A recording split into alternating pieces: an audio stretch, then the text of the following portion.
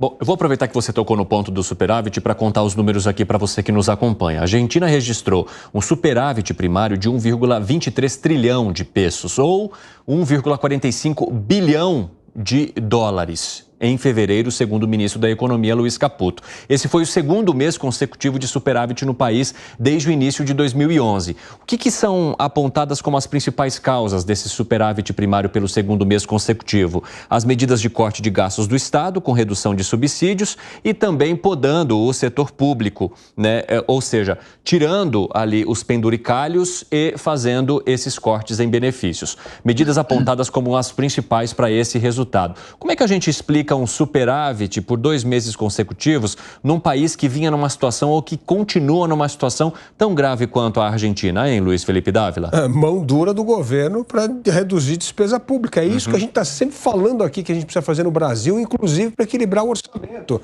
Não adianta só olhar pelo lado da receita, precisa olhar pelo lado do gasto. Enfrentar o gasto público é medida, sim, premente na Argentina e no Brasil. E foi isso que Milei fez. Milei encarou de verdade o tamanho do Estado e o gasto do Estado argentino. E isso, evidentemente, teve um impacto gigantesco.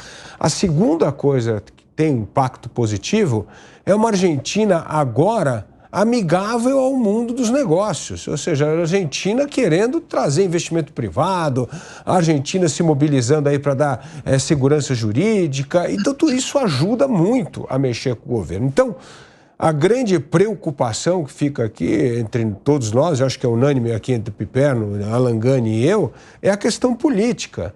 Porque se Milei não consegue criar esse consenso político para aprovar essas medidas, esses resultados positivos não vão conseguir se repetir nos próximos meses, é óbvio, porque a primeira coisa é você corta o mato alto, depois precisa começar a entrar as políticas públicas, então vai ter que aprovar isso.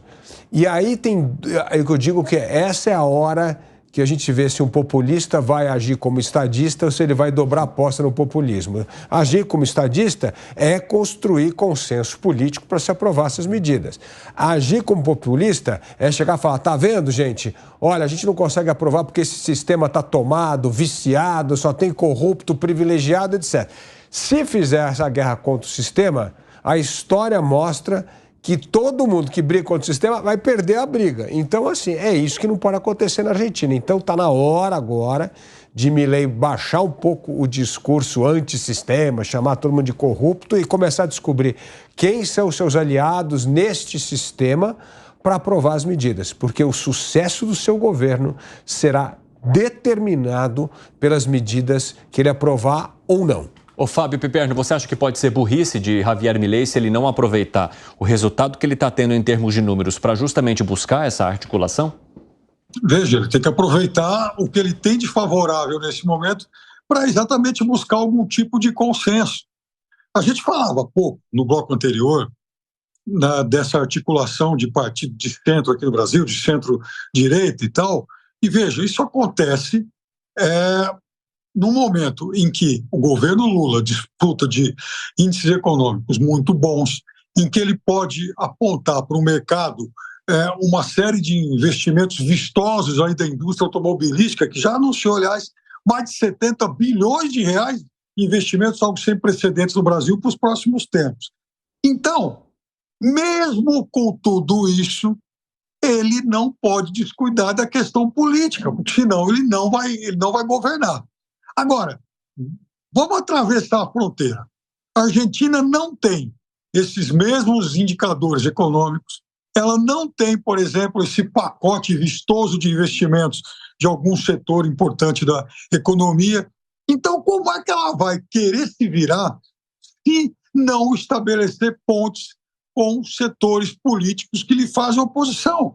É óbvio que o governo argentino precisa buscar esses acordos, precisa buscar esse entendimento, porque se ele não buscar esse entendimento, todos esses índices ainda, um pouco embrionários que vêm surgindo aqui e acolá e tal, eles vão acabar se dissipando e aí o governo vai para o buraco junto.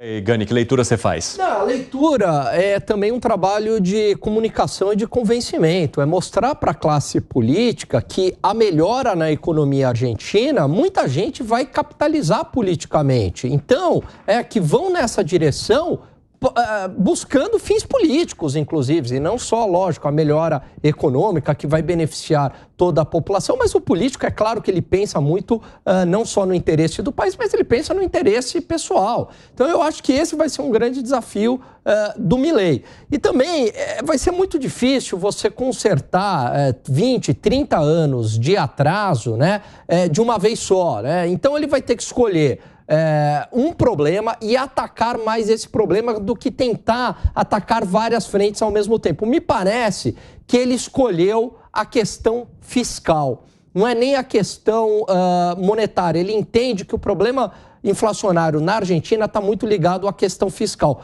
Prova disso é que ele diminui a taxa de juros, mesmo com uma inflação elevada, mas tenta ajudar o fiscal, melhorar o fiscal para parar com esse processo de emissão de dinheiro para financiar a dívida argentina. Então, nesse sentido, está correto e ele consegue um superávit, Evandro, mesmo com queda da inflação. Vamos lembrar, né, ou com desaceleração da inflação.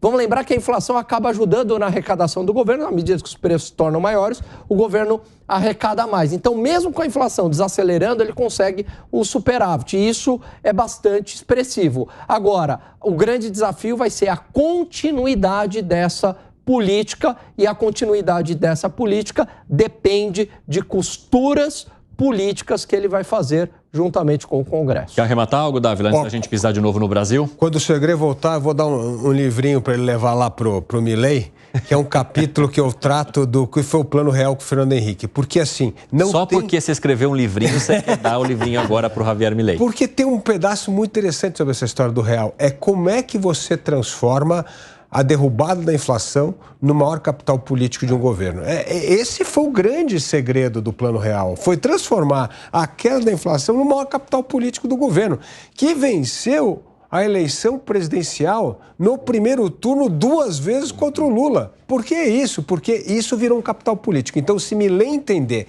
que a melhor coisa que ele tem hoje é transformar a queda da inflação no seu grande capital político dele e dos governadores e dos parlamentares, quem sabe isso pode ajudar a aglutinar o governo em torno de um plano que seja politicamente vantajoso para todos. Você fez os dois levantarem as mãos aqui. Então, peraí, Piperno.